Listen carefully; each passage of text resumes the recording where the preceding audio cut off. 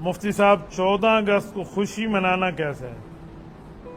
آپ لوگ 14 اگست کا مقصد سمجھے نہیں۔ 14 اگست ہماری جشن آزادی ہے ملک کی۔ اس کا مطلب ہے کہ ہم خوشی اس بات کی منا رہے ہیں کہ اللہ جل شانہ نے ہمیں ایک ایسا ملک دیا ہے جس ملک میں ہم اپنے مذہب پر، اپنے دین پر عمل کرنے میں آزاد ہیں۔ بس اس حد کی خوشی ہے۔ یہ کوئی شرعی خوشی نہیں ہے کہ بھی عید کی طرح یہ عید ہے لہذا اس دن کو خطبہ بھی ہوگا، اس دن یہ بھی ہوں گے، اس دن نماز بھی ہوگی۔ ایسا نہیں ہے۔ یہ یوم آزادی ہے، یوم الوطن ہی ہے۔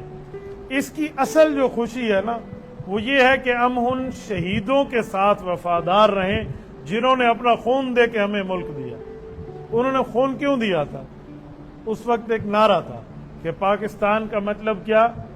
لا الہ الا اللہ محمد الرسول اللہ۔ انہوں نے اس لیے دیا ہے ملک، اس لیے دیا اپنا خون، یہی ملک لے کے دیا۔ آج اگر ہم ان کے ساتھ مخلص ہیں تو ہمیں چاہیے ہم اس کلمے سے وفادار رہیں۔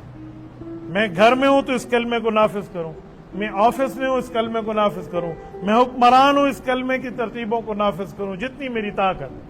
تو یہ ہے ان شہداء کے ساتھ وفاداری۔ اگر میری ان کے ساتھ وفاداری ہوگی تو پھر اس کا مطلب ہے میں یہی کر رہا ہوں، پھر تو میرے لیے خوشی ہے۔ اور اگر میں ان شہداء کے ساتھ کوئی وفادار نہیں ہوں بلکہ سلنسر نکال کے میں وہ غاں غاں کر کے پورے شہر کے امن کو تاو بالا کیے ہوئے ہوں تو یہ کوئی خوشی نہیں ہے۔ مردوں نے اس دن عورتوں والے سوٹ پہن رکھے ہیں، یہ کوئی خوشی نہیں ہے۔ چہرے کے اوپر اپنے جھنڈے بنوا رکھے ہیں، ایسا کوئی خوشی کا مسئلہ نہیں ہے، یہ کوئی شرعی کی بات نہیں ہے۔ جھنڈا ہے، پرچم ہے تو گھر پہ لگائیں، پرچم ہے تو اپنی گاڑی پہ لگائیں، پرچم ہے تو اپنے بائک پہ لگائیں۔ یہ سلنسر نکالنے والی کون سی خوشی ہے؟